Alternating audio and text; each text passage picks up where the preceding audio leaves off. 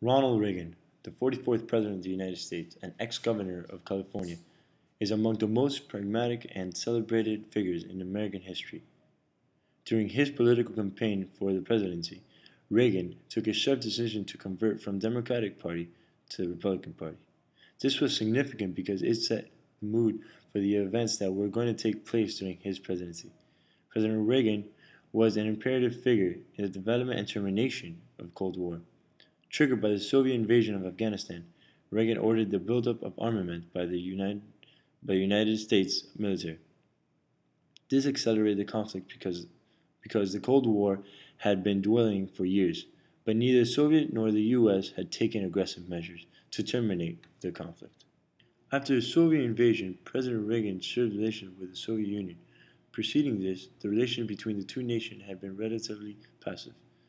This event forced Reagan to prepare a massive strategy. Reagan's first step was to convey the order to the U.S. military to fortify their armament. Secondly, he elaborated a diplomatic strategy to maneuver the conflict. Additionally, he revised material strategies like the implementation of the B-1 bomber and production of missiles. In response to American armament, the Soviets launched the RSD-10 missile.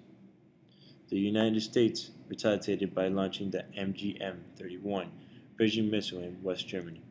President Reagan's attitude is reflected by his speech in the British Parliament when he stated, and I quote, "The forward march of freedom and democracy will leave Marxism-Leninism on the ash heap of history." End of quote. Evidently, Reagan was willing to implement force as a tool to resolve this conflict. The Soviets reacted to Reagan's words and embarked in their never-ending arms race. Towards the end of the Cold War, President Reagan took notice of the large quantities of armament that the Soviet Union had compiled. The Soviets weren't well prepared for this war. This armament had served toll on the already ill Soviet economy. To the Soviets' demise, the United States had made arrangements with Saudi Arabia to increase oil production, thus leading to lower prices globally. This was a significant blow for the Soviets because oil was one of their main sources of income. This event forced Mikhail Gorbachev to restart diplomatic conversations with Ronald Reagan.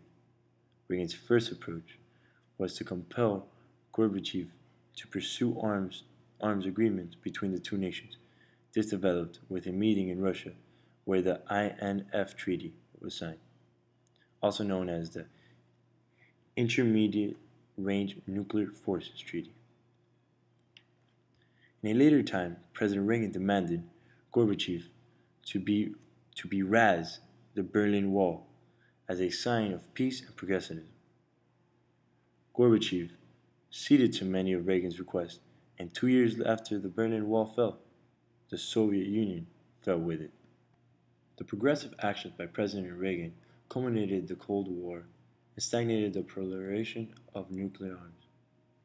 Recurring to war instead of diplomacy, Reagan was able to accelerate the peace of the Cold War. The heavy cost of armament caused the Soviets to fail because they were unable to support the pace of the war. This was a catalyst that allowed for the restart of conversation between the two nations and ultimately led to the fall of the Berlin Wall, which was soon followed by the end of the Soviet Union.